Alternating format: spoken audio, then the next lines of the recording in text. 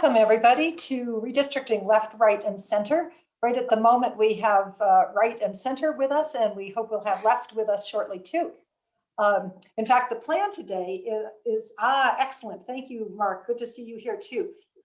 We are fortunate that we have Mark Elias, who is with Perkins Coie, and Mark Braden with Baker Hostetler. And what you need to know about these two men is that they are amongst the nation's leading litigators on election law, more broadly, not just redistricting, both things. So it's really quite an honor to have you together. And I want you to know that I've been thinking of this as the Marks show we're doing today. We've agreed that we'll focus mostly on the future, what's going to happen in the coming decade. But it is possible that we can't really talk about that unless we also talk about the past. So I'm not trying to hold us up, but just to kind of put a frame for us on that. And I have prepared questions for you all, and then we're going to open it up to questions from the audience. So audience, if you want to put your questions in the Q&A, that would be great. We'll get to that in maybe a half an hour or so. So I think we're ready. Here we go. Mr. Braden, I'm going to start with you. We hear from the public that redistricting should be fair and open. What do those words mean to you, and how do we operationalize that? If we're going to have fair redistricting, what's a fair process? Well, let's start with open, which I do understand. I think fair is more difficult, and it tends to be in the eye of the beholder. What's fair to me is likely not to be fair to my companion here. So I'm difficult defining fair. Open, though, I do understand, and I think open benefits everyone. And open meaning giving access to people to the process. First of all, it gives you a better plan. Every plan drawing process I've been involved with, even though you're using sophisticated people who are members of the legislature, who have a lot of political background and know their neighborhoods, there's always a lot to be gleaned from the general public. And changes in plans and changes in neighborhoods that are available at very much a very localized level. So an open process, understanding it at the back end, is much more likely. You minimize, you don't eliminate, but you do minimize some of the complaints if people know why you're doing things. So I'm wildly in favor of making it as public as possible.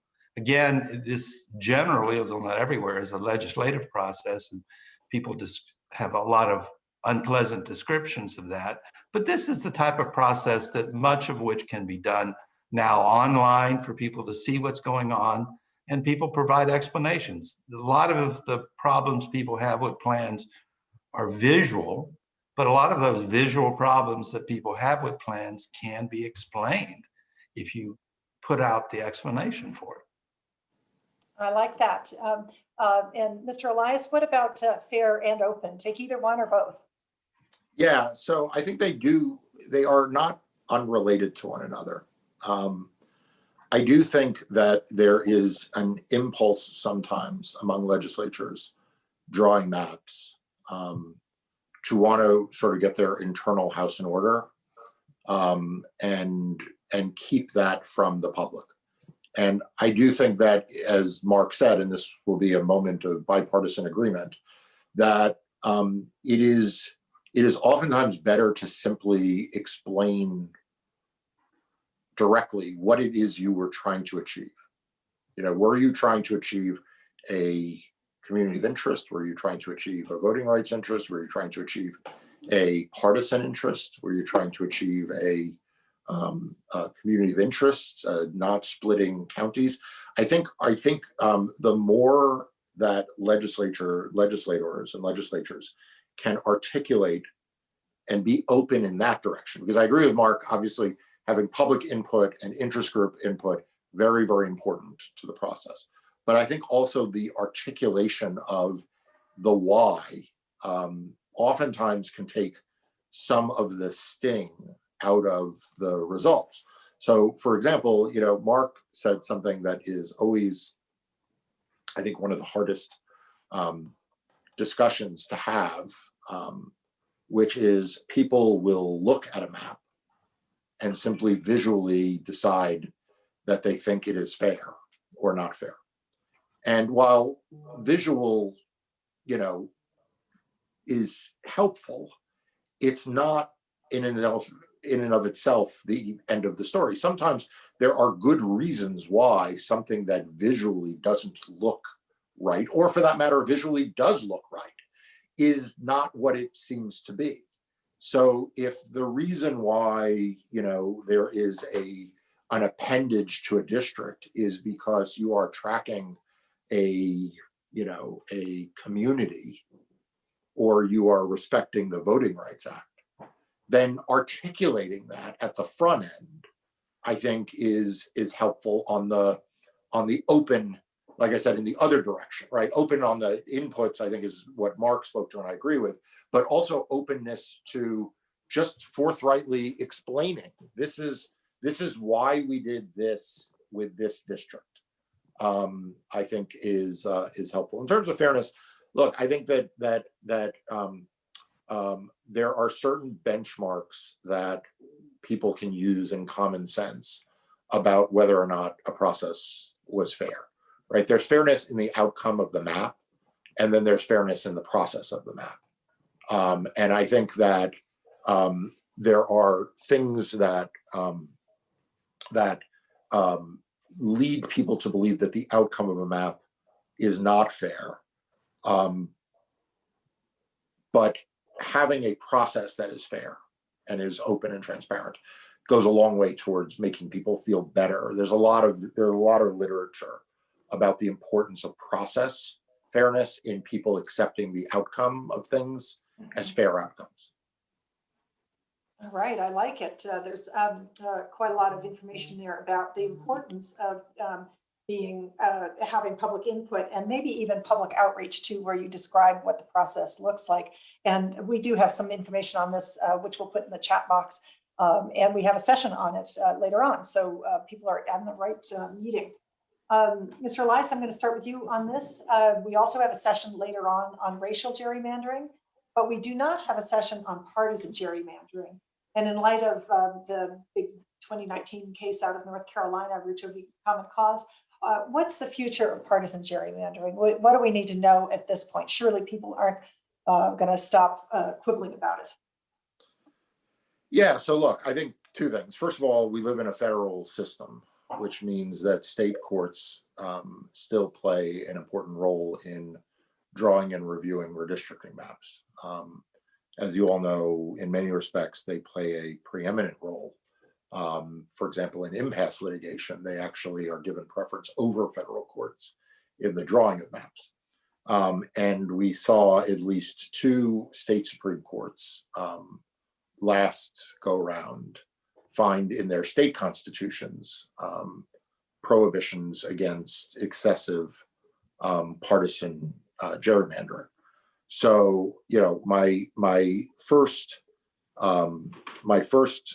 reaction is that simply because there is not a federal constitutional protection doesn't mean there are not protections, either statutory or state constitutional. And I suspect you will see more state courts put to the test of whether or not their free and fair elections clauses, which virtually every state has in one form or another, whether those clauses give a textual basis to claims of partisan gerrymandering. This may be a little bit beyond the scope of your question, but I've never been persuaded that there is not that a standard is so elusive as to not be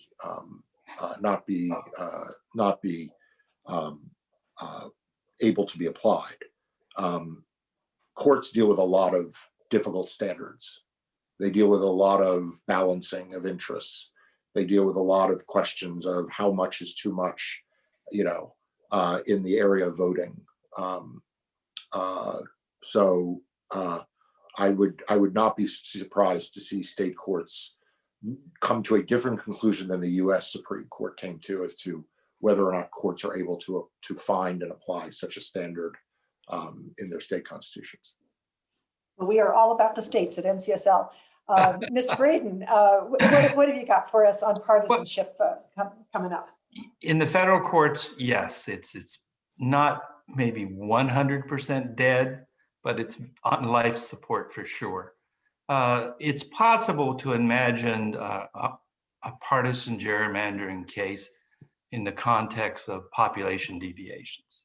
Like the Larios case from Georgia a few years ago, I could conceive of the courts dealing with partisan gerrymandering where the sole technique that was used was population deviation.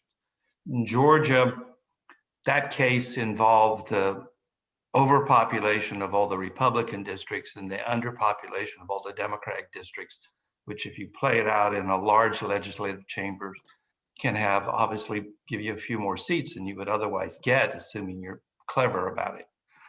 So I think that's conceivable. I'm not sure the door is open to that, but it's possibly open to that. But basically, what we've seen in this last cycle out of North Carolina and Maryland, the courts are not going to entertain at the federal level any type of equal protection or First Amendment claim, except in maybe that narrow context, and maybe not even that. At the state level, you know, I don't want to seem partisan, but I think the reality is if you have a disconnect between the partisan makeup or the philosophical makeup of a state Supreme Court and the legislative bodies drawing the lines, then it's possible that your state will be involved in partisan redistricting litigation in the state court level. But absent that, I don't see, and especially frankly, don't see more conservative state courts, frankly, second guessing either a Republican or a democratically controlled process with a partisan gerrymandering litigation. North Carolina and Pennsylvania were unusual circumstances where the partisanship of the state Supreme Court changed, but the line drawing process was in the hands of the other party. I mean, Pennsylvania, frankly, earlier in the decade rejected a partisan gerrymandering claim against the drawing of the plans. And then 2 justices were elected to the Supreme Court on the platform of throwing out the plan. So those are unusual circumstances. They may apply in your state, or they might apply later in the decade in your state. And in those circumstances, you should be concerned about it. And you simply should be concerned about it in a broader sense. You know, it's the pendulum process I always describe. If you push the pendulum too far, it's likely to whack it coming back the other way. So trying to restrain your partisan lust in drawing the plans, if you're in control, probably will make your life easier in court no matter what. Yeah, and I want to echo that last part that Mark said, because the one thing that I think is not accounted for in some of the less nuanced commentary, and I think Mark got it exactly right, is you sometimes hear people use declaratives that you can do anything, you know, the door is shut.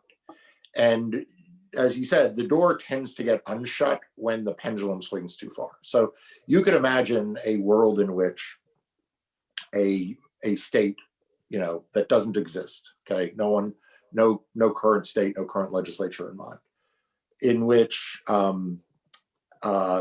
one party decides to redistrict the state to create non-contiguous districts and simply hopscotches around the state, picking up pieces of voters for the explicit purpose of redistricting 100% of the districts at every level to benefit one party on an enduring basis.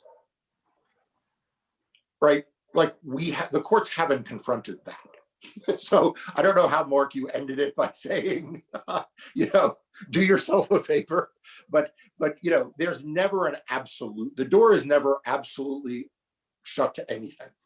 There is always going to be this outer limit that causes even very conservative courts or very liberal courts to feel like, you know what, you're either slicing it too thin one way or you're slicing it too fat the other way.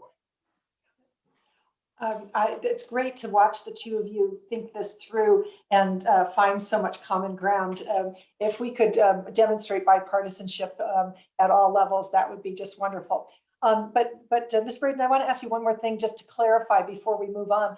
You mentioned population deviation, and some of us on the call know what you're talking about, and some of us don't. So could you just describe how it is that population deviation could be used as a partisan gerrymander? Sure. It's not possible in the context of congressional redistricting, because the courts are not going to let you have any meaningful deviation between congressional districts. In fact, my clients, my advice to them is generally, you don't want the population deviation between the largest and smallest congressional district to exceed those that you can count people on your hand, one hand, not more than that. So we're talking here in the context of legislative districting and other types of districting.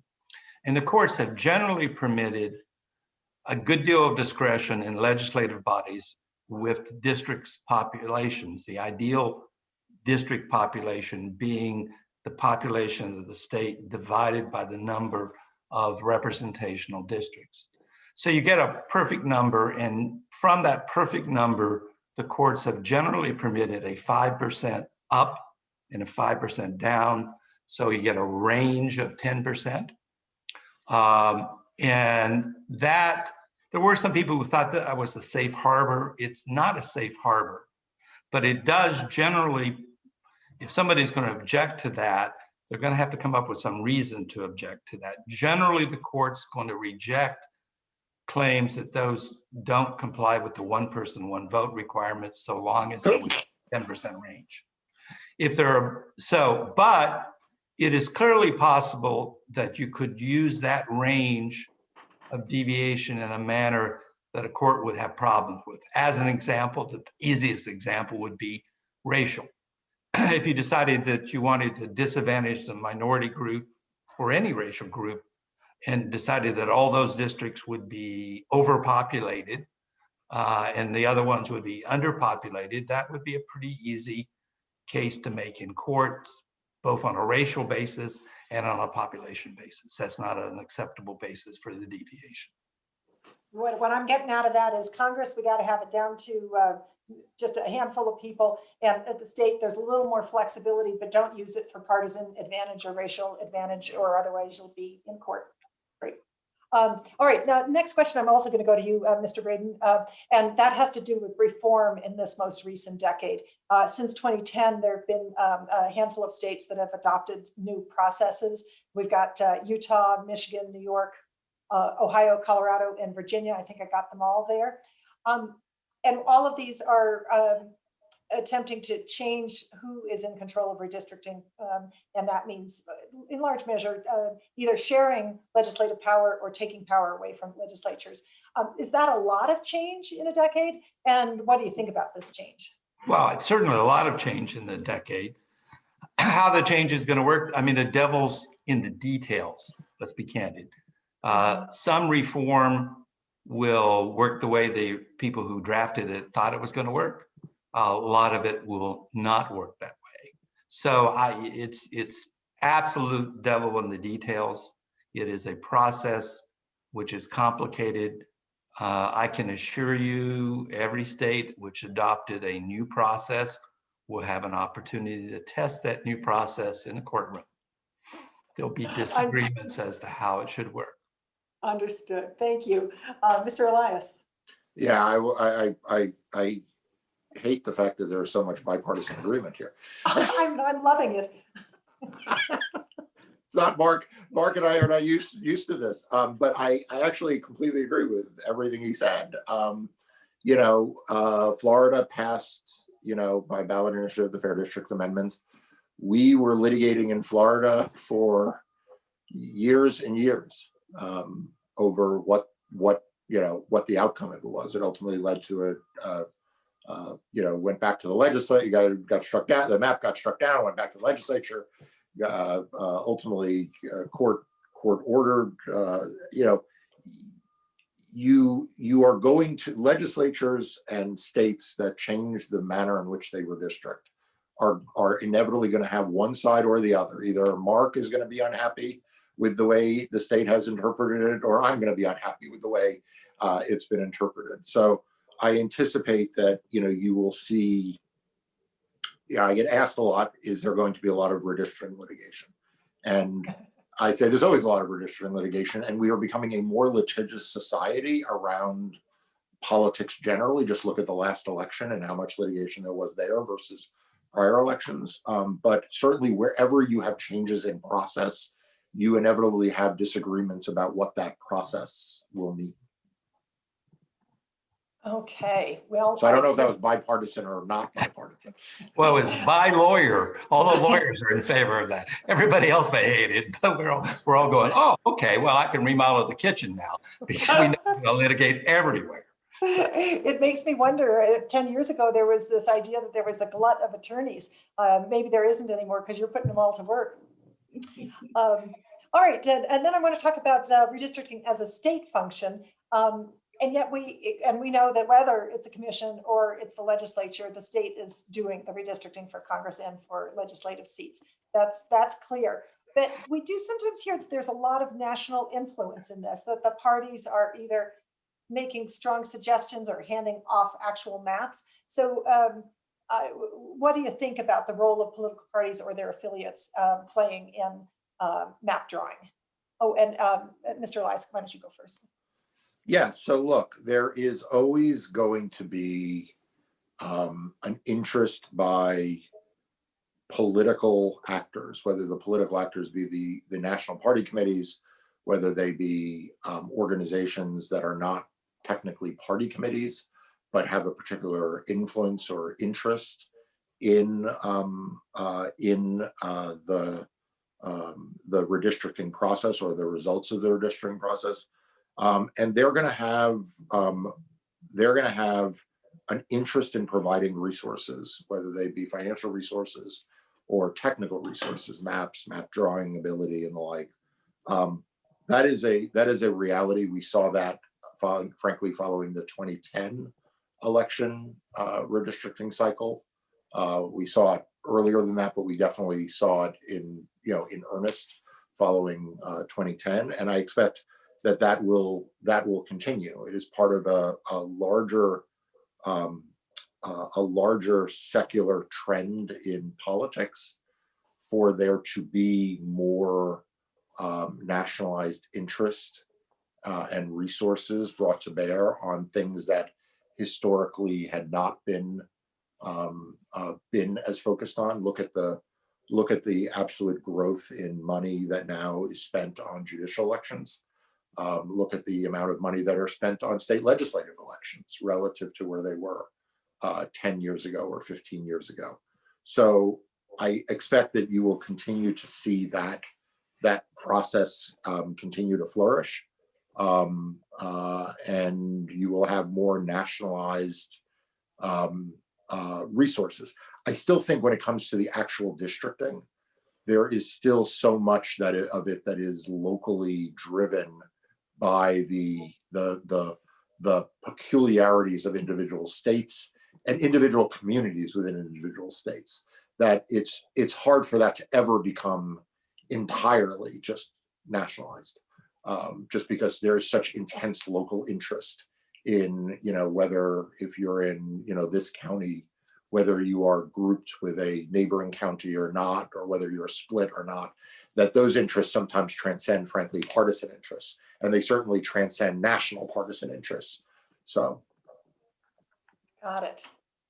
I think it's likely that many of the folks on this Zoom call who are members of state legislatures will find themselves having new friends who are members of Congress who they may have not have talked to as much in the upcoming session. Now, that probably doesn't apply to Wyoming, but in the other states, there are going to be a lot of congressional members who are going to add you to their Christmas card list if you weren't on it before.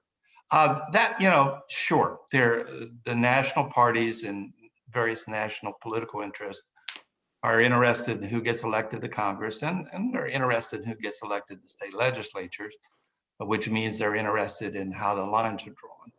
In the end, the real power, of course, lies in the hands of the folks at the local level. So it's a process in which resources and help is certainly maybe help you don't even want is coming from the national level. But I think you can rest assured, I don't see the power actually changing. This is not one of those situations where, in fact, oh, the national party's in favor of X, well, and people on the ground are in favor of Y.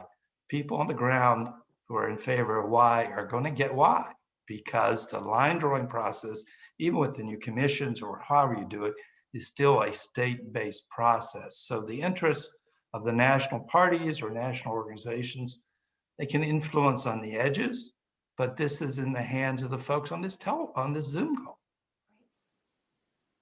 I like that. And Tim Story, our executive director, has said to me a number of times that this is one opportunity for legislatures to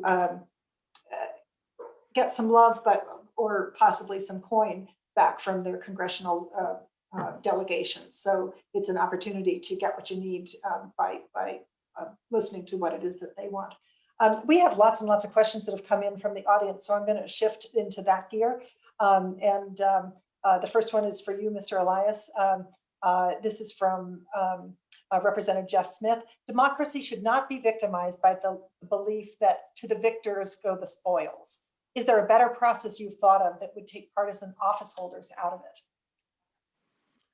So look, so there have been a lot of reforms that have been proposed, and certainly the notion of independent redistricting commissions goes a long way towards doing that.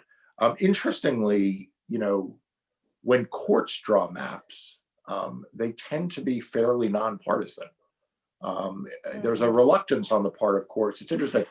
Every court that I've ever been before laments and in some sense resents the fact that it is put in the job of drawing a map. But state judges actually do a pretty good job. And I think that, not that we want to move this from being a legislative judicial function, I don't think that would be desirable. And I think it would distort the judiciary and all of that. But I do think there is something to the process that the courts oftentimes use that legislatures can learn from. So number one is they tend to hire nonpartisan, truly nonpartisan special masters to draw maps.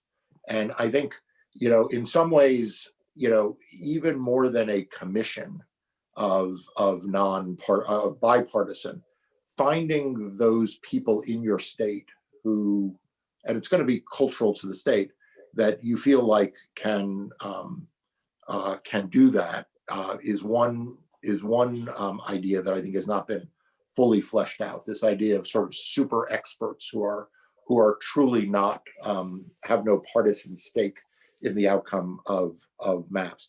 The second thing that courts oftentimes do is they have extensive input from the general public, and they feel accountable to answering the questions as to why they did or didn't. One of the things about judicial decision making is that they feel compelled to write and offer written explanations. And again, this is not, I want to be 100% clear. I am not suggesting that we turn things over to courts, but I think that process, by making whoever draws the map present a detailed, not a floor statement, but a detailed explanation as to why this alternative decision was made versus that decision, would coupled with some outside nonpartisan person handling the pen. I always say the person who first decides where to put the pen on the piece of paper has made one of the most consequential decisions. I think those are two ideas that I've been kicking around. All right, well, I like that. Mark, do you want to add to that? Yeah, I probably, this is where we do diverge. I will confess to being one of the originators of the partisan gerrymandering claims back a long time ago. And I sort of had a belief that we could take partisanship out of the line drawing process. I'm now a sadder but wiser girl, to quote from the Music Man. that I don't believe that what happens is that you move a partisan process. You don't make the process nonpartisan by moving it somewhere else. You just make wherever you moved it to, you turn it into a political / partisan body. The issues, people who are knowledgeable enough to draw lines and look at the issues have views and agendas. And so your view as to how representation can be and should be done has consequences. And if you're smart enough to know how to do it, you understand the consequences of doing that. And I just don't see the three blind monkeys drawing the lines.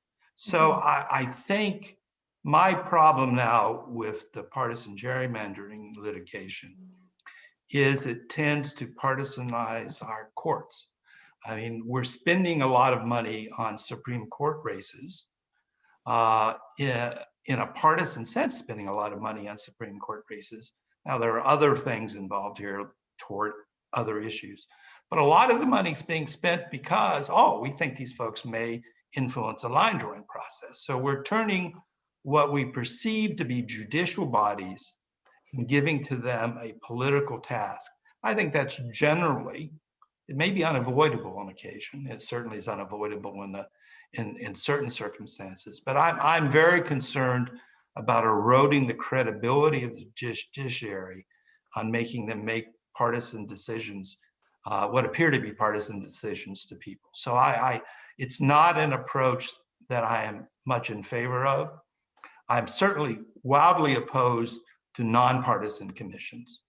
I'm agnostic on bipartisan commissions, but trying to come up with folks who aren't involved enough in the political process to have at least something of a partisan degree of involvement strikes me as somebody I don't want to have doing the line drawing process. Yeah, the only thing I would, if I can add one comment, the only thing that I disagree with, as Mark said, a number of things with him on this, but the thing that I find curious is there are two ends of the spectrum. There is an entirely partisan process and an entirely nonpartisan process. And the folks who defend the former only ever pick a fight with the latter. Mm. And so let's just stipulate for a second that Mark is right, that you can never take partisanship entirely out of the process. What if I told you we could take it 98% out of the process or 90% out of the process? Isn't that still worth pursuing? Even if you can't take it entirely out of the process, like, isn't minimizing it a normative good? So that makes me want to ask about systems that maybe fall in that continuum. And Ohio comes to mind, where they now have the legislature the opportunity to do the redistricting, and then it can go to a commission, and then it can come back again. And Utah comes to mind too, where they've decided to have a commission give the maps to the legislature to adopt. So these are two systems where the legislature continues to have a role. And I think Virginia too, where you'll have some legislators on the commission. Are those hybrid models something that we could expect to see more action around? I think a lot depends on how they actually work. It's never clear on how the recipe works till you finish the cake. And in these cases, we just don't know. I mean, let me use an example. I don't want to offend anybody from the great state of California, but the commission in California, I think there are a lot of people who think it's been hijacked by the Democratic Party. And so it's just another vehicle to draw the lines totally controlled by the Democratic Party. I think there are lots of people who thought in the last cycle, and they went to court a number of times, who thought that the Arizona Commission was hijacked by the Democratic Party. So we can argue about whether either one of those is true or not, but there's certainly significant people who thought they were true. And there was certainly plenty of litigation in Arizona over that point. So the question is the devil's in the details. How does it actually work? Is it a system that appears to be nonpartisan, but really isn't, where the people who are nonpartisan actually are nonpartisan in a sense, but in fact represent particular political points of view. I mean, let's be candid. I look at a lot of litigation. I see the League of Women Voters described as a nonpartisan organization. Yet I see it on the other side of the V for me in lots of what I would consider to be partisan litigation. So it's a tricky process. The devil's in the details. I'm not saying that the process in Ohio may work great, but I certainly, as I sit here right now, I don't think anybody knows how it's actually going to end up working. Well, I think it was remarkable that Ohio came up with something that was an unusual new process, and with something that only happens every 10 years, it's hard to get much of a track record and do the research on it. Yes. I want to move on for you, Mr. Elias, on this question. Is it possible for partisan line drawing to backfire because of demographic change? I'm thinking of the Ring of Atlanta suburbs that flipped in 2018. And oh, I need to tell you, I'm fairly sure that's from a reporter from State Line. Yes, it can and it does. Now, having said that, I want to qualify that. It does less than you think, right? So one of the challenges is that the technology and the analytics are outstripping the demographic ability to flip districts. So it still happens, right? There are demographic changes in districts that are swift enough that you see, and you do see a flipping of districts. Outside of Atlanta, we saw this a lot in particularly in districts that were drawn in exurbs that were drawn to be safe Republican seats, and then those exurbs quickly got very, very Democratic very fast. We just saw the results in the Senate election in Georgia last night. And I suspect when you dig into that data, you're going to be shocked at the shift of voting behavior in some of the Atlanta exurbs. Forget about suburbs. So yes, that can happen.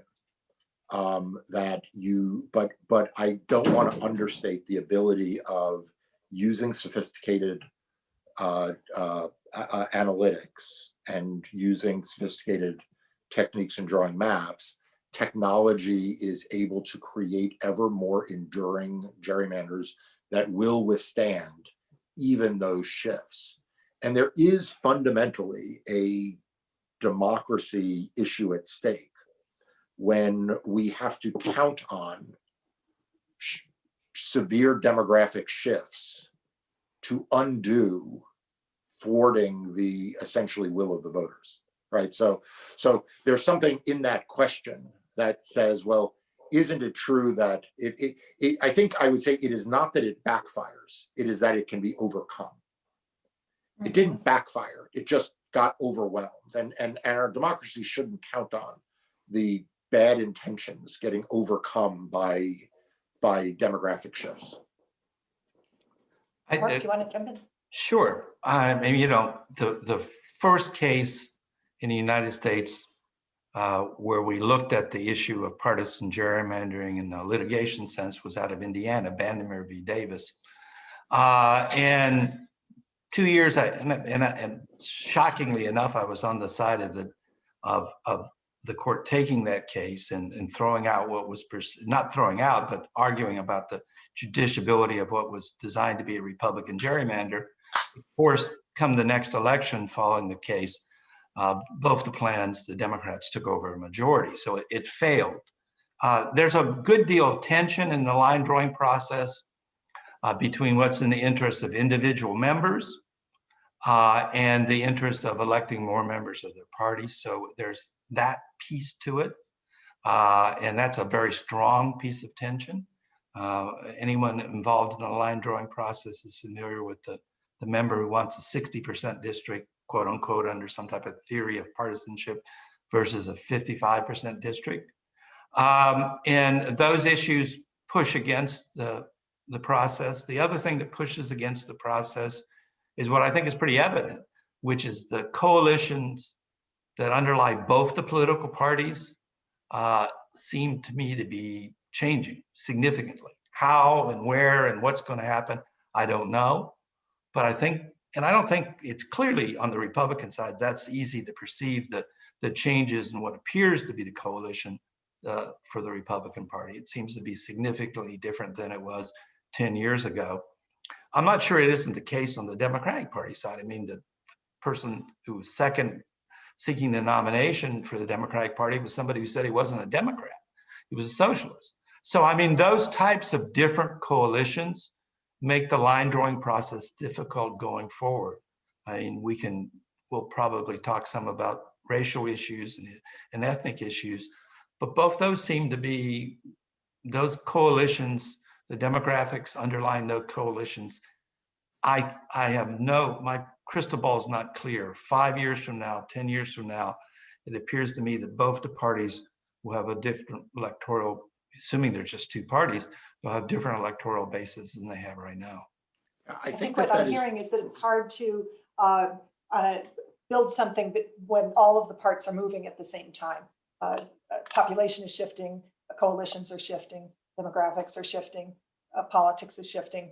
So it's a little tricky. I want to back up to where we were before on reform, because we had a question from Julia Jackson, who is a legislative staff person in Colorado. And she says, our commissions in Colorado passed the legislature unanimously and then were subsequently adopted by the state's voters. Do you think that the fact that they were so popular, both with the legislature and with the voters, makes them safer from litigation? A little bit. But okay. And Mark Elias, what do you think? A little bit.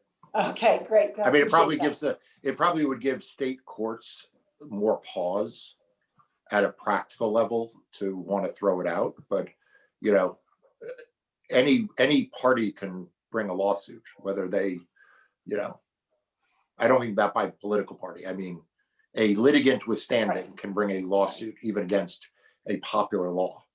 Well, Julia, I appreciate that question because, you know, I'm a voter in Colorado as well. So we'll be watching how that unfolds. The next question shifts us a little bit to what is the role of the minority party. So Sheila Tyson asks, Alabama legislature is under Republican control. How can Democrats have a meaningful contribution during redistricting? And just to make this even playing field, let's take New Mexico, where the legislature is in Democratic hands. And the question would be the same. How can the Republicans have a meaningful role? Oh, I'm sorry, Mark Elias, why don't you go first?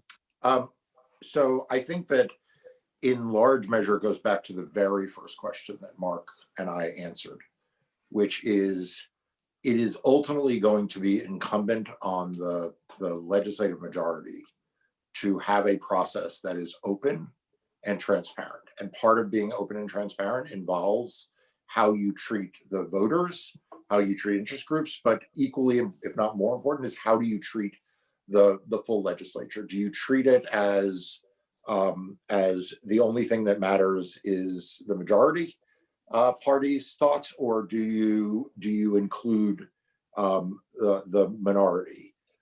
Equally importantly, and this I think was frankly one of the real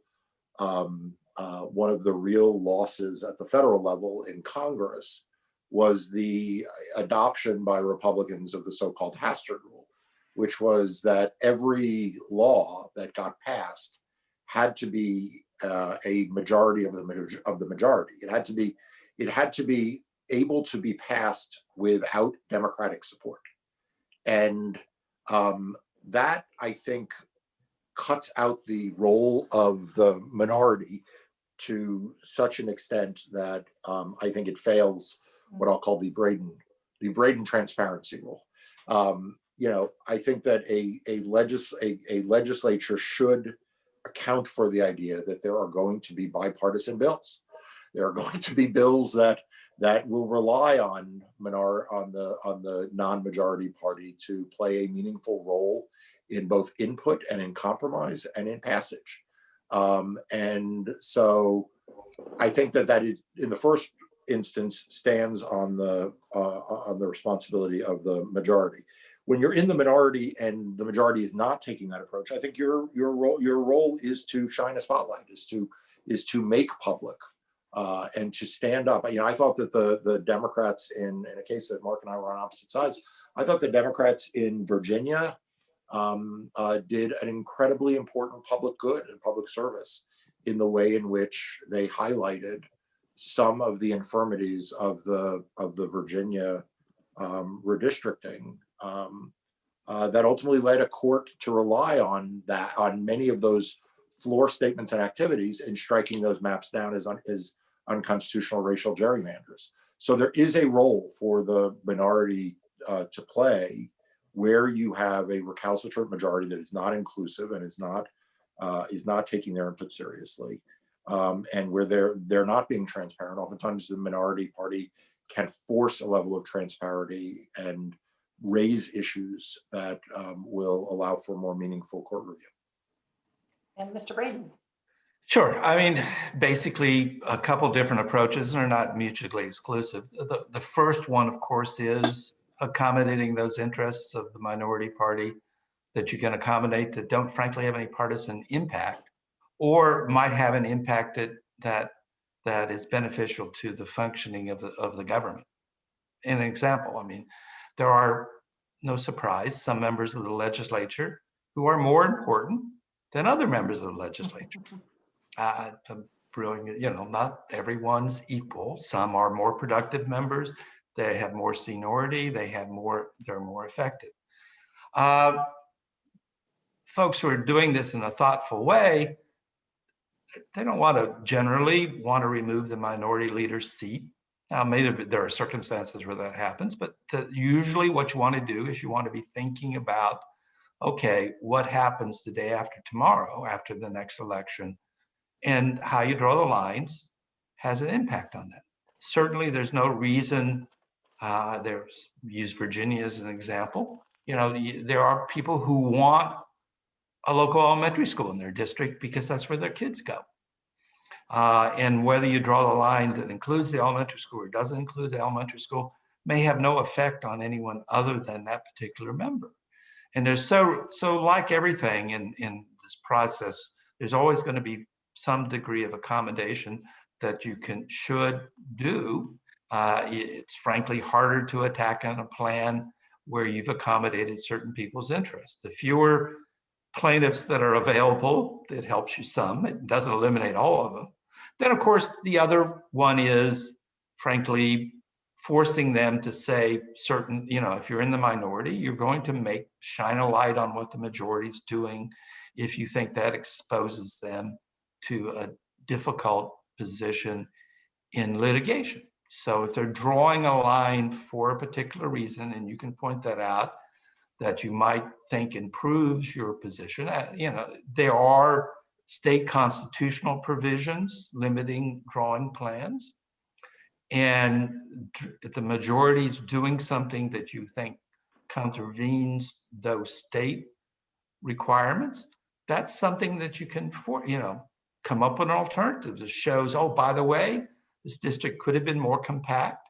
This district didn't have to divide this many political subdivisions. It could have done it X and Y ways. So the minority has the ability to shine a light and show the shortcomings of the plan. And there will be lots of shortcomings to every plan because the rules are cloudy. And so some of them are self-contradictory. So there'll always be available to the minority countervailing arguments, which you need to make in the chamber. All right. It sounds like we make them in the chamber and make them possibly in the public eye as well. Coming back to Mr. Elias. And your last comment makes me want to bring this question to the fore. It comes from Anthony Delacolo from the Delaware Senate. He asks, are there words and statutes that as a practical matter will have no meaning? For example, a mandate against districts that unduly advantage one person or party. So do we sometimes put things in the Constitution or a statute that become unfathomable? And Mr. Braden, why don't you go first? Well, that type of language like that is, of course, because it's difficult to define, is an invitation to litigation. So if you're going to put in something like that, if you're going to put in a line that says we should have fair districts, okay, I mean, does that mean anything? Because we all have a different definition of fair. If you're going to put in a line that says, well, we need to have compact districts, we need to divide as few political subdivisions as it's physically possible to do under the other requirements. I mean, there are things that you can put in to the law, into the process, that are reasonably, not always totally, but at least reasonably definable. The sort of vague, they should be fair to both parties, is just an invitation to a beauty contest, and there are differing opinions on beauty. And Mr. Elias. I have actually the complete opposite view. Oh, good. We found something where you guys are actually disagreeing. The provision that is most oftentimes talked about, that has the least meaning and almost never any teeth behind it, is compactness. Many, many state constitutions talk about compactness. Judges sort of find ways to judge compactness. There are a dozen, more than a dozen ways to judge compactness. People have a sense of visual compactness. I find it to be among the least enforceable, because people don't really know how to balance it or what it means versus other things. I think saying that districts should be drawn fairly, or with I forget what was the language? It's unduly favor or disfavor. Yeah, unduly favor or disfavor. Our courts judge that kind of standard every day. Like, come to one of my voting rights cases sometime, where we're talking about, the right, burdening the right to vote, right? It's a balancing test under the Anderson-Burdick principle, where we balance what are the interests of the state in administering its elections and preventing fraud against what is the burden on the voter. Is it a severe burden on the voter, or is it a moderate burden on the voter? These kinds of balancing tests are what courts do every day in due process cases, in right to vote cases.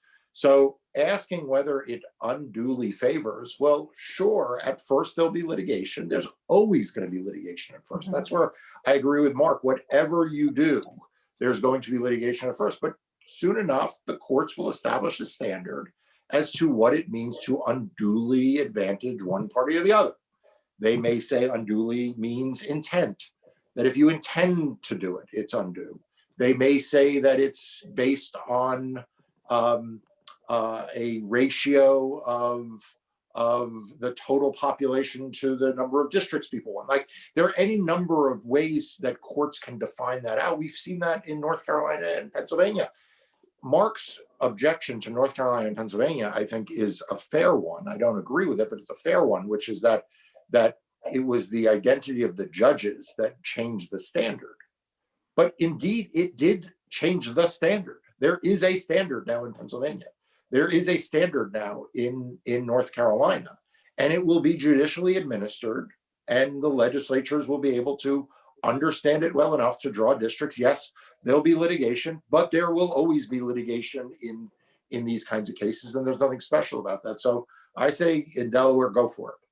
All right. Well, that was fascinating to get that. I am going to bring us to a close in about 5 minutes, 6 minutes, but I have a couple more things to do before. I think Mark should have it. I don't want to. I'm not saying you have to, Mark, but I don't want you to feel like you didn't get a chance to respond to that. Oh, well, I'll just be real quick on it. I mean, I just think the unduly standard is really just another way of saying, how much partisanship is too much partisanship, and how spicy is the food? Is it too spicy? And those strike me in the end of being basically political decision-making rather than judicial. I understand that type of language we see a lot in other judicial situations, but when the decision is purely political, then we're changing what is a judicial process into a political process. I just, you're exactly right. The Pennsylvania Supreme Court seems to have established some type of standard. I'm not sure I really understand it on partisanship in the drawing of congressional districts.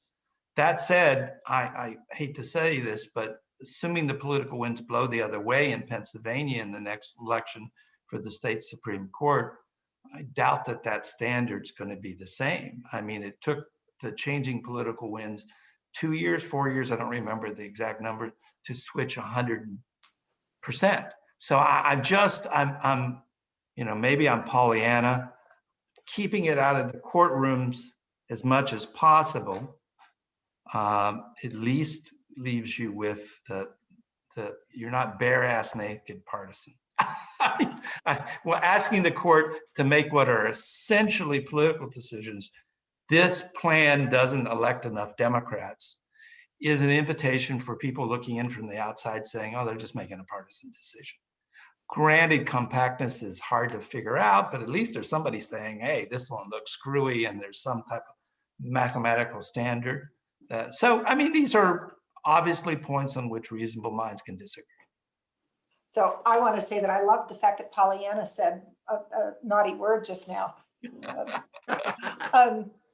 Mike had asked a question about whether independent commissions do better or less well than legislatures. And what I want to say to you, Mike, is that Peter Watson has an answer to that, and he will be sharing it with us at the Audit the Class, which is, I believe, tomorrow afternoon. And you can reach him in the meantime, probably, if you want more on that. But there's more than one way to do it, but he's got a pretty cool way. And then I do want to come to one more question from Carol Sawicki from North Dakota.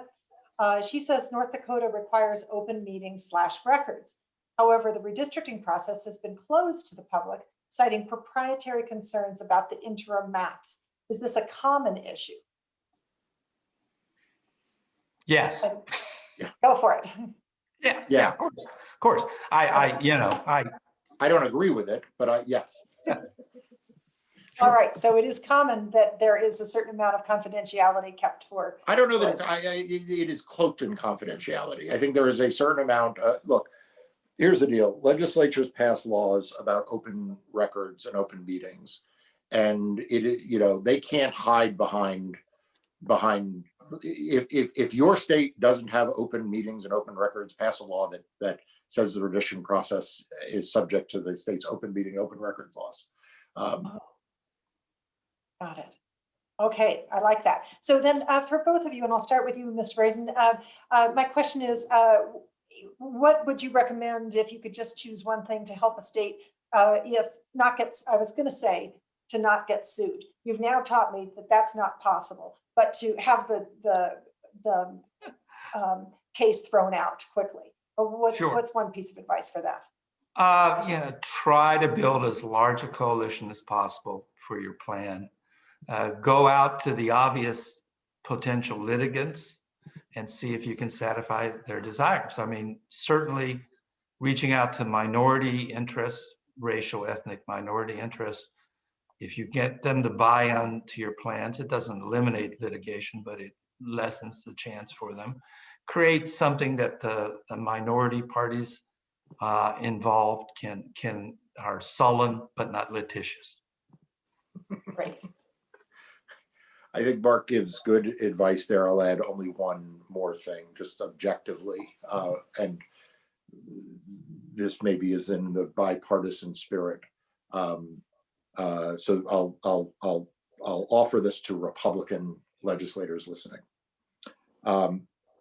In the last round of redistricting, I litigated 4 cases to the U.S. Supreme Court and won all of them.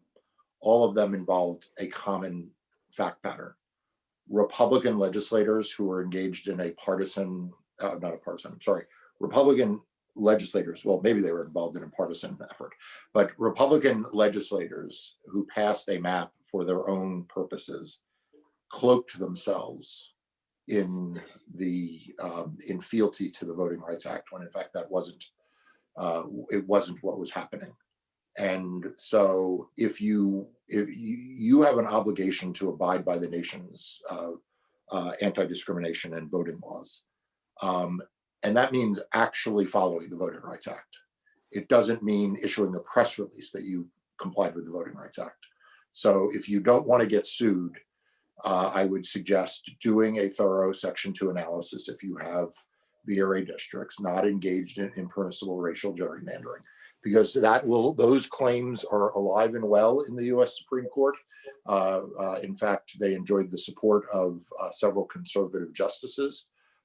So I would be particularly attentive to how you treat minority voting rights and be very, very deliberate and act in good faith in those areas, and don't just pay them lip service. And that's great, because we do have a session on that tomorrow. Mr. Braden, thoughts on how to have your cases get thrown out, because you did such a great job of redistricting? You're going to have litigation.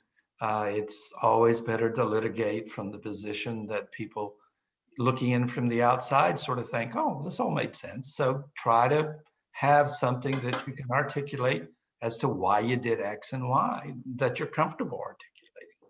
It's easier.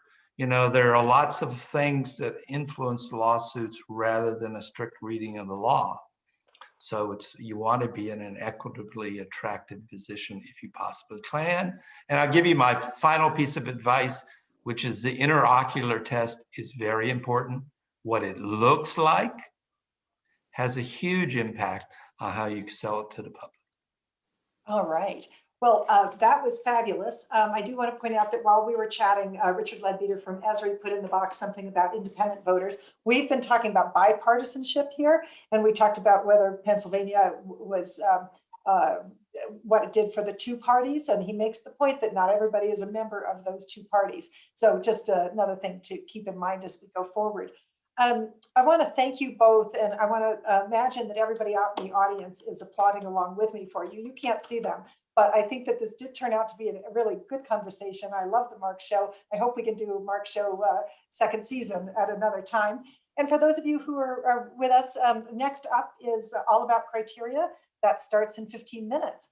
With that, stay well, and let's be in touch. And thank you all. Thank you. Thank you. Thank you, Mark. It's good Take to care. see you by Zoom. Good seeing you. Take care.